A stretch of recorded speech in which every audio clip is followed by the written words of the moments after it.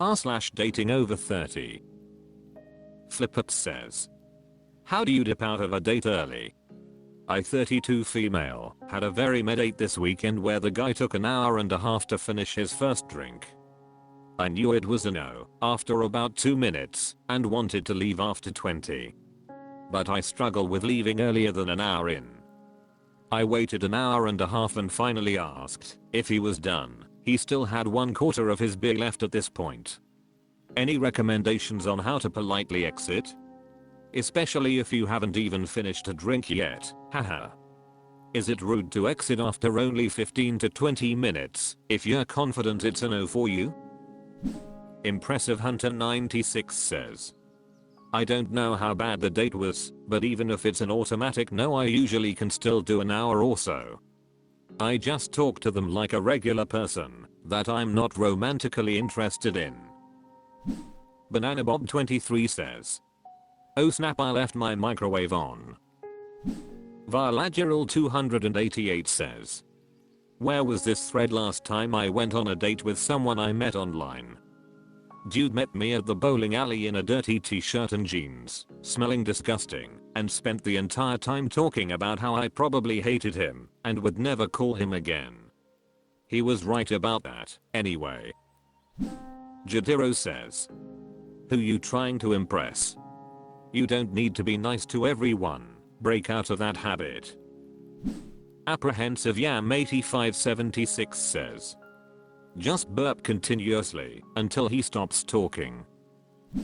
Monet Sasteles says, honestly, I try to leave first dates to something quick like a coffee during the day, if their schedule allows. But this one time, I was on a bad date, and I told the guy that I was set and happy to continue enjoying my meal alone. He was very upset, but I was happy to no longer be in that predicament. I wouldn't necessarily suggest anyone do what I did, but I would not sit through another painful date and wouldn't be opposed to pulling that again. If I had to lie, I would probably say that I got the bubble guts or my period and apologize for having to leave and hopefully just disappear into the ether. Following No 4648 says, I've done it before, go to the bathroom, call your friend, and tell them to call you back in 2 minutes. Go back to your date, and when they call, pretend they need help or something important is going on, and you need to leave. Example, your friend accidentally locked themselves out of their apartment and you're the only one with a spare key. Don't give an excuse or your date can be like, can't they just get an Uber? Or some shit like that. r/datingoverthirty. Mundane _upstairs 9909 says, how much do you text and at what point in dating? I would say the levels for me are something like 1.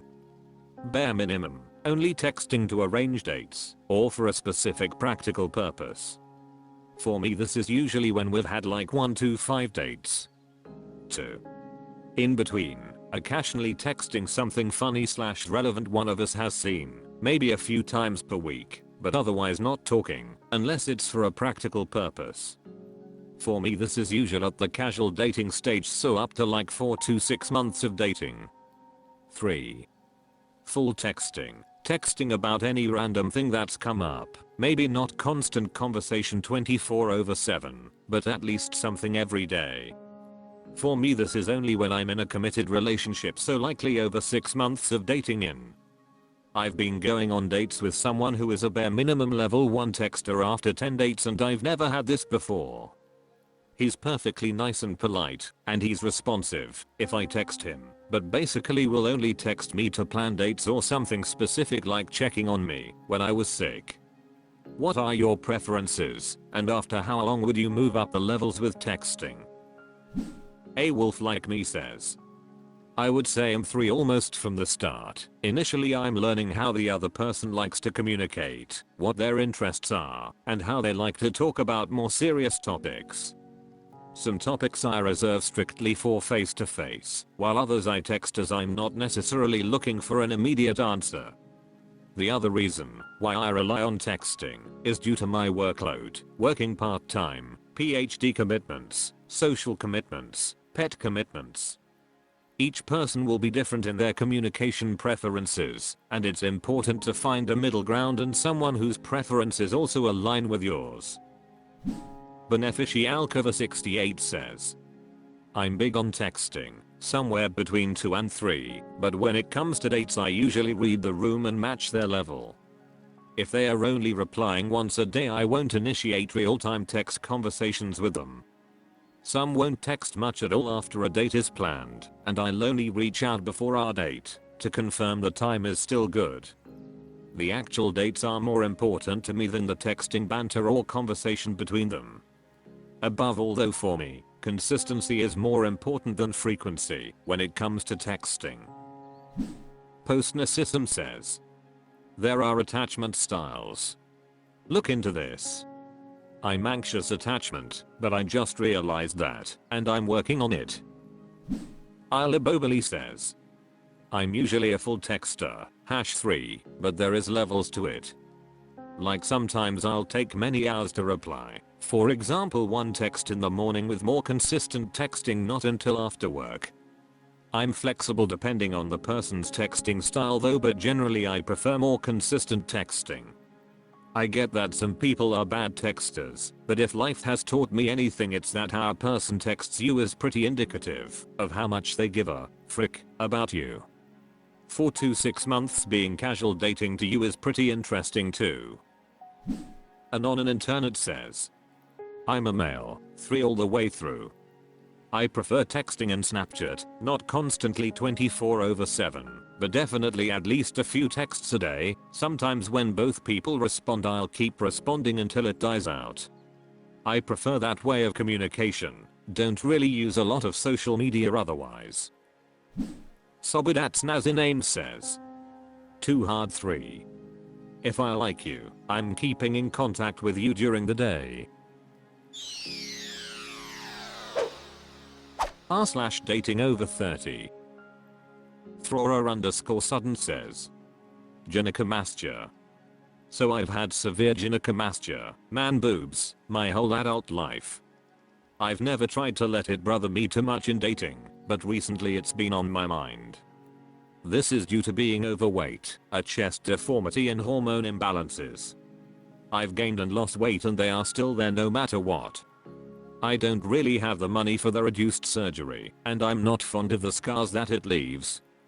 I live a pretty active lifestyle, and feel like that's generally the first thing that turns off women from a possible date. I guess I'm just looking to see how people feel about it. Big Ol' Teddy says, I also have it, severely too, and it has only hindered me when I let it get to my head and make me lose confidence. It took me a while, but I finally learned to accept myself and be confident in who I am. If a woman doesn't like me, then it's not going to work. Simple as that. So I focus on those who do like me for who I am, and have found success in dating there. My current girlfriend has never said anything about them, and I honestly believe her when she says she finds all of me incredibly attractive. And TMI, but we were both pleasantly surprised and delighted to learn how sensitive my nipples are during sex. It's been incredible feeling so open and sexy when I don't let my little flaws define how I feel. Everyone makes their flaws bigger than they are. Focus on your strengths and lean into them. Economic Westland says, I'm a woman, also very fit, and I don't care about it. Vertical Giraffe says, there's an influencer that had a procedure done to remedy this.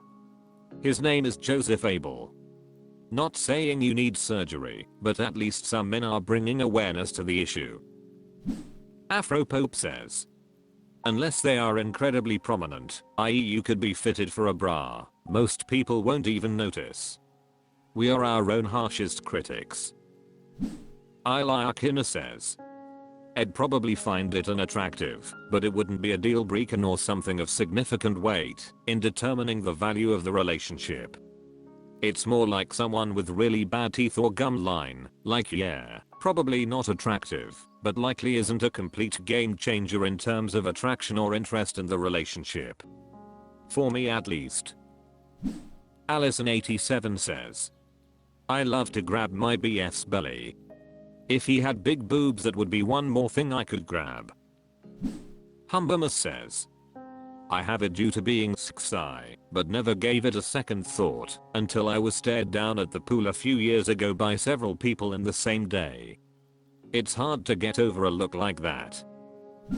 Nicrix6 says, there is a surgery for it that is less invasive and doesn't leave much scarring. It's also cheaper. But only certain places have it. It is a machine that melts the tissue, so it can be removed via liposuction, rather than cutting you open. I would advise calling around if it is something you would like to know more about. Cartographerpria 165 says, most people here aren't going to admit that they care about it, but I'd bet it's going to give most women the ick.